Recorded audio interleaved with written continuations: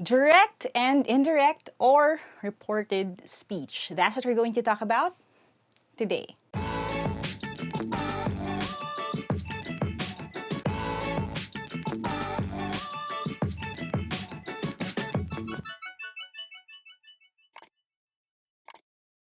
Hi there, thank you for checking out my channel. Thank you for clicking on this video. If this is the first video that you're watching from my channel, I make educational and motivational content. So if you don't want to miss any of my new uploads, don't forget to hit subscribe and hit that bell icon. Now, before we discuss yung pag-usapan natin ngayon, just a quick little plug. If you want to help support this channel or cause to democratize education in the Philippines, one way that you can do that is by being a channel member. If you want to learn more about that, click on the I button right here for the video explaining how it works, or you can click on the join button beside the subscribe button if you're already subscribed sa ating YouTube channel. Sa mga rookies, members, MVPs natin who contribute para makabili kami ng equipment, makabayad ng bills, and just to keep this entire operation going. Maraming salamat sa inyo. And now that we have that out of the way, I'm going to switch over to my tablet. I'll see you in a bit. Okay, so ito yung lecture natin on direct and indirect speech or yung reported speech.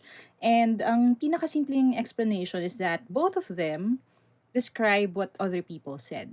Okay? The only difference is kung paano nila ito ginagawa. When it comes to direct speech at indirect speech, nandun na dun sa pangalan nila yung paggamit sa kanila. Kapag sinabi natin direct, direkta, ibig sabihin, they repeat what was said. Okay? So, ang keyword dyan is repeat, direct na kopya nung kung ano yung sinabi. It's usually led by yung words like said or told, pag merong nakikinig, or shouted, yelled, asked, no? Tapos meron ding mga quotation marks. That's a very important na part nun. Again, may quotation marks here and here kasi itong part na ito, right here, ito yung direktang sinabi nung tao. Okay? So again, direct speech repeats what was said. Ang indirect speech naman, or tatawag ding reported speech, it reports what was said. So, it doesn't repeat it, it reports it. Sinasabi niya. So, instead of Haley said, I'm hungry, ang sinabi dito sa ating indirect speech is that Haley said she was hungry. Okay? So, again, hindi na quotes yung ating statement kasi, kumbaga, naka-integrate na siya doon sa sentence na yon. Okay? Yan yung isa sa pinakamalalaking difference nila. Direct speech repeats, indirect speech reports. Now, ang struggle here would be, how do we spot it? So, as a quick quiz dito sa ating lesson na ito, is-spot nyo lang kung alin ang direct at indirect. Ilalagay nyo D for direct and I for indirect. Alright? And your timer starts now.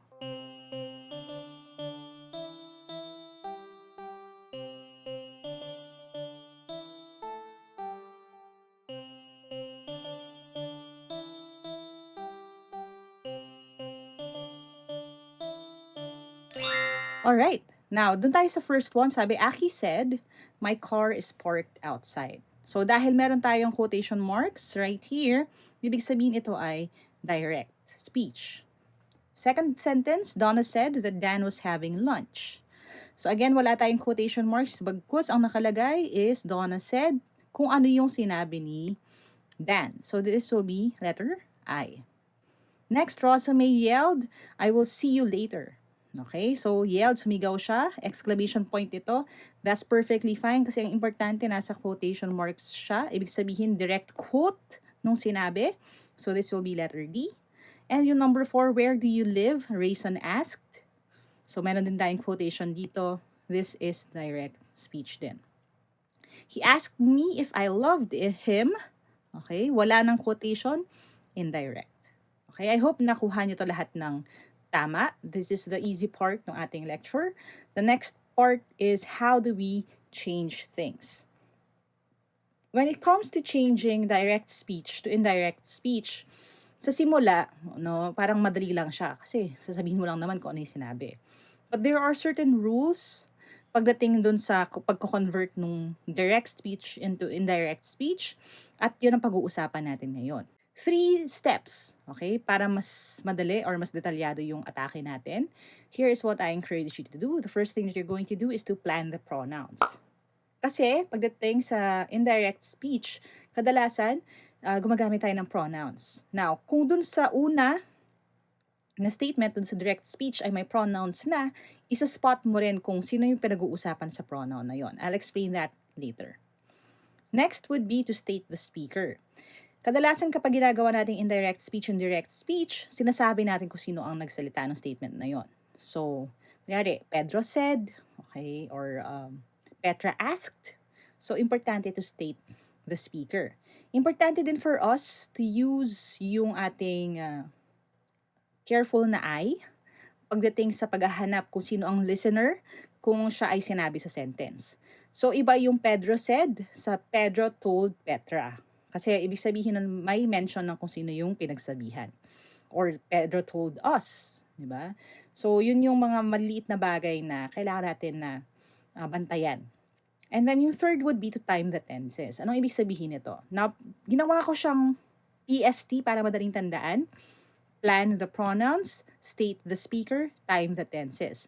Ang ibig sabihin ng time the tenses would be, you have to be careful kasi kapag ang ating tense na ginamit ay past tense, kunyari Timmy said, or Santa said, or Santa asked, kapag naka-past tense siya, magbabago rin yung tense ng statement.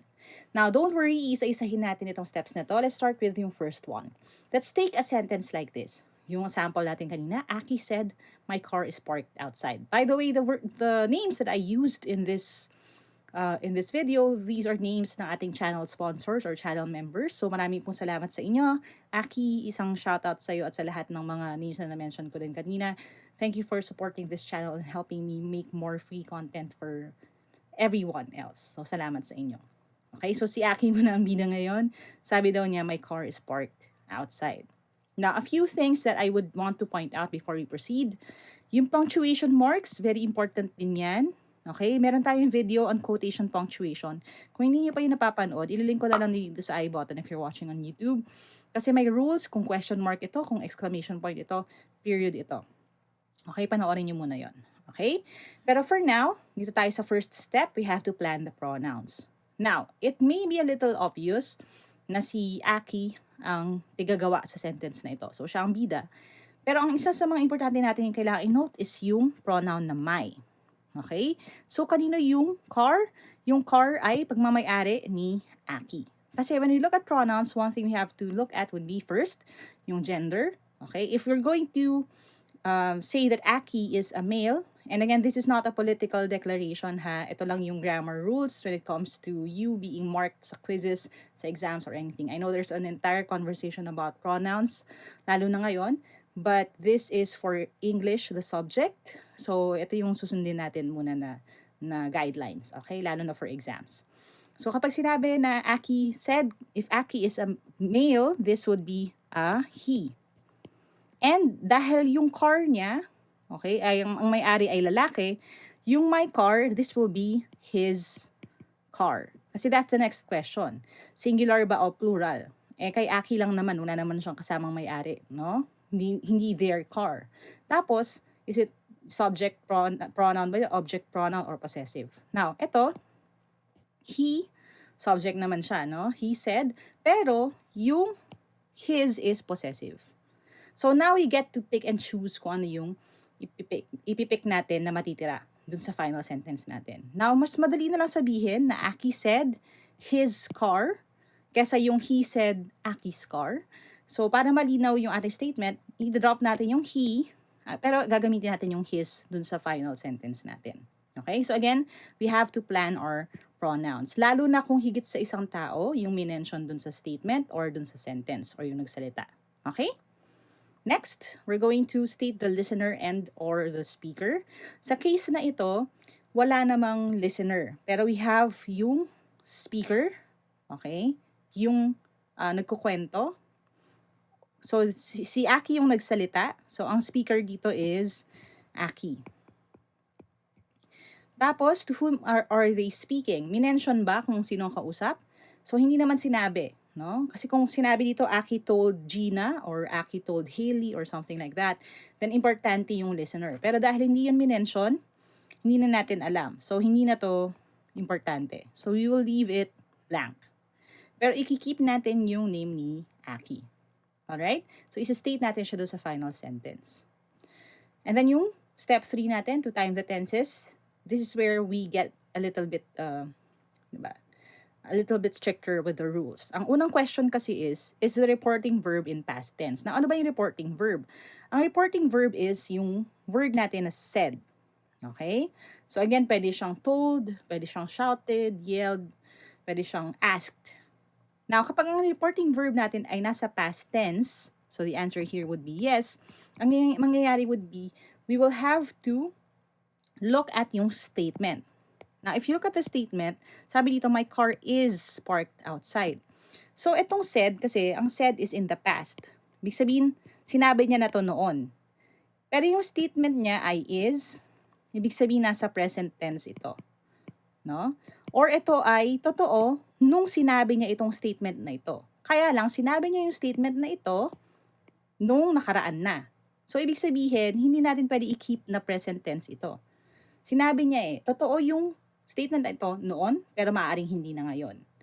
So, pag sinabi natin na Aki said, my car is parked outside, pwedeng kinukwento natin ito 2 years or more kesa nung unang sinabi ito ni Aki.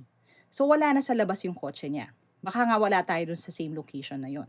So, we have to change the tense nung statement para i-match yung past na reporting verb. Na kung ang sinabi dito ay Aki says, okay, so ngayon niya sinasabi, then maybe we could keep yung Aki says his car is parked outside. Pwedeng is, kasi says, pero dahil past yon yung ating reporting verb, kailangan natin i-change ito. Now, paano natin yun gagawin? Now, here are a few things that you have to understand. Meron tayong tinatawag na tense shift, or sometimes people call it verb shift. We have to move it one step back. So, mapupunta siya sa nakaraan. Ibig sabihin yung statement natin kanina, Aki said my car is parked outside. Again, we will keep Aki said. We will turn yung ownership into his. Tapos, yung tense magiging simple past. Aki said that his car was parked outside. Okay? Kasi sinabi niya ito nung nakaraan. Now, paano kung iba naman yung ginamit na tense dun sa statement? Now, kapag present continuous, and these are things that you just need to remember. Kung wari, ang sinabi niya ay, Aki said, I'm parking my car. So ginagawa niya nung time na yon. Pag kinwento na natin or ni-report na natin, it will be, Aki said that he was parking his car. Magiging past continuous siya or past progressive siya. Okay? So from parking to was parking. Next, kapag past simple or present perfect, ang mangyayari magiging past perfect siya.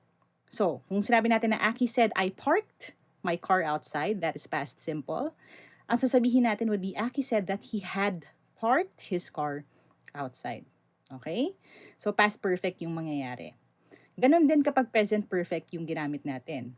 Kung ang sentence ay, Aki said, I have parked my car outside, magiging, Aki said that he had parked his car outside. Okay? Now, pag present perfect continuous, so medyo mas komplikado ng konti, Aki said, I have been parking my car, magiging past perfect continuous siya, or Aki said that he had been parking his car. So, yung mga have or has magiging had. Tapos, kung future naman na be going to yung form, so Aki said, I am going to park my car, magiging was going to. Aki said that he was going to park his car. Okay? Now, merong isang case na hindi siya nagbabago. Yun yung kapag past perfect na siya. So, if Aki said, I had parked my car outside, pareho lang siya, magiging had parked pa rin. Aki said that he had parked his car outside. Okay? Again, these things you just need to remember and be familiar with. Basta ang madaling trick here would be to make sure na kung said or yung ating verb na yon, yung reporting na verb natin ay nasa past tense, magiging past din yung statement. Kahit na present siya, present continuous siya, kahit ano pa siya, lalagay natin siya sa past. Okay? Now, kapag modals naman ang ginagamit, meron ding change, step back din. So, Aki said, I will park my car outside. Yung will magiging would. Aki said that he would park his car outside. Okay? Now, kung Aki says yan, we can keep it. Aki says, I will park my car outside. Aki says that he will park his car outside. Pero dahil said ito, magiging would. Kung can, magiging could. Kung may, magiging might. And kung shall, magiging should. Now, kapag must, ito yung medyo mas kailangan natin tandaan. Kung sinabi niya na must, magiging had to. Aki said, I must park my car outside. Magiging Aki said that he had to park his car outside. Okay? Now, quick quiz tayo. Ang challenge would be to change yung direct speech na sentences or examples na ito to indirect speech. I hope you try your best. I'll give you time to do that and explain din natin mamaya. And if you're ready with your pen and paper, your timer starts now.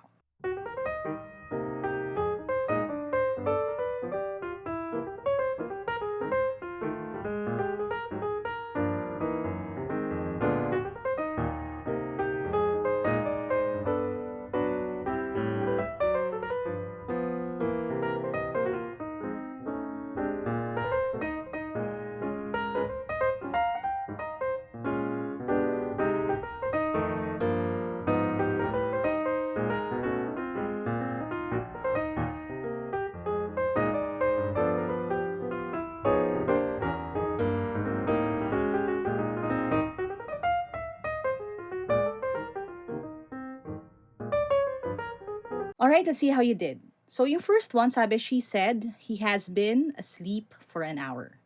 So, meron tayo dito again, it says said. So, dahil past yan, hindi says, big sabihin, yung ating has been, magiging had been. And because magkaibang tao yan, iba yung she, kay he, okay, we have to keep yung pronouns yan, take note of them. She said that he had been asleep for an hour. Okay? So, just remember, be careful doon. At dahil nilabas natin siya, doon sa ating quotation, hindi po kailangan nakakapitalize siya. Okay? So, magiging small letter na yung he natin. She said he had been asleep for an hour. Next. Alan said to Jay, I haven't seen her. Now, in this case, we have yung speaker at saka yung listener nung sentence. So, hindi natin yan paghihiwalayin. Now, another thing that we have to note is that yung said to, ginagamit natin siya usually for direct speech, pero iba ang say sa tell or said sa told. So, if you haven't seen yung video din natin on say versus tell, ililink ko rin dito sa taas. Pero one of the common traits nito is that when we say, ginagamit natin yung direct quote. Kapag hindi natin gagamitin yung direct quote, ginagamit natin yung tell or told. So, ibig sabihin nun, yung haven't, magiging hadn't din ito kasi said, no? Nag-iba siya. This will be hadn't. Tapos, yung Alan said to Jay, gagawin natin Alan told Jay. Okay? Alan told Jay that he hadn't seen her. Number 3, Rosa May yelled, I will see you later. Okay? So, si Rosa May, again, is one of our channel members. So, thank you, Rosa May, for your support. Same with Alan. So, sabi niya, I will see you later. And yelled yung ginamit natin dito. So, dahil may ed siya, ibig sabihin past din siya. Yung I will natin, will become would. Okay? Pero ikikip natin yung word na yelled. Kasi, emphasis siya dun sa statement na yan. So, ang gagawin natin would be, Rosa May yelled that she would see us later. Again, yung will naging would. Tapos, yung you, if you notice, naging us. Now, bakit nangyari yon? Gagawin natin yan kung tayo yung kausap ni Rosa May. Now, if ang sagot ninyo is Rosa May yelled that she would see you later, okay lang din yon kung ang ibig sabihin nun ay ibang tao yung pinag-uusapan. Nilagay ko lang na us as an option kasi again, kung sa akin sinigaw yan ni Rosa May at kinukwento ko na sa'yo, kasama na ako. So, Rosa May yelled that she would see us later. Pwedeng she would see me later. Pwedeng she would see you later. Depende na yan sa kung ano talaga yung nangyari doon sa sitwasyon. But all three could be acceptable. Okay? Just be wary of your pronouns. Hindi naman specify, kaya pwede natin gamitin. Okay? Now, another thing we need to understand is kapag reported na siya, hindi na natin i-keep yung exclamation point. Magiging period na siya. Another thing na isisingit ko dito is that pwede nyo tanggalin yung that. Optional naman siya. So, Rosa May yelled she would see us later. Pwede naman yun. Mas awkward lang, kaya nilagay ko pa rin siya dyan. Okay? Now, next time, we're going to talk about paano naman kung indirect speech, gagawin natin direct speech. Paano natin i-derive yun or paano natin bubuin. Ano yung mga rules under that. And, yun ang pag-usapan natin sa susunod. But for now, yun muna. And I hope you got all 3 correctly. If you didn't, that's okay. Kung iba ang sagot ninyo, you can write it in the comment section sa baba. Have me and your teammates maybe make suggestions dun sa inyong mga sagot. And as always, if you want more questions, you can follow me on Instagram at Lyqa Maravilla. Para sa quick quiz natin, i-post ko siya sa Instagram story. So if gusto nyo siyang makatch, go and follow me on Instagram. And para sa mga throwback quick quizzes naman, important announcements, speaking gigs, at iba pa, you can follow at Team Lyqa, yung ating official Twitter and official Instagram account at Team Lyqa for that. At kung meron kayong TikTok, you can follow me at Team Lyqa on TikTok for other quick quiz questions na iba pa. Doon sa pinapost ko sa Instagram at saka sa mga quizzes here. And mga iba pang mga educational videos. At kung medyo personal naman yung gusto niyo, motivational videos, tips, advice, vlogs, and other skits, you can follow me at Lyqa Maravilla, my personal account on TikTok. Alright? See you online. Alright, I hope you learned something today. If you did, click thumbs up. Make sure that you share this video with your friends and mag-exam din sila. That way, marami tayong tutulungan. And as always, if you want to reach out to me directly, get the reviewers that I may join the online or live review events, you can go to www.facebook.com/teamlyqa for more information. You can also go to our online shops, shop.teamlyqa.com, to purchase yung mga hoodies like this one I'm wearing, shirts, mugs, caps, and everything else I designed for this team. Just to help us support yung mga scholars natin and of course, fund this channel as well. So, subscribe if you haven't yet. Hit that bell icon. We have more videos coming up. And I'll see you next time. Never stop learning. Aja. Kaya niyo yan. Bye for now. Alright, thank you for watching until the end of the video. If you want one more video lesson, you can click right here. I-binge watch na yan. And click right here to subscribe to my second channel, yung vlogging channel natin. If you want to get to know me a little bit better, see my collection, Ask Lyqa videos nandun din. Alright? See you soon.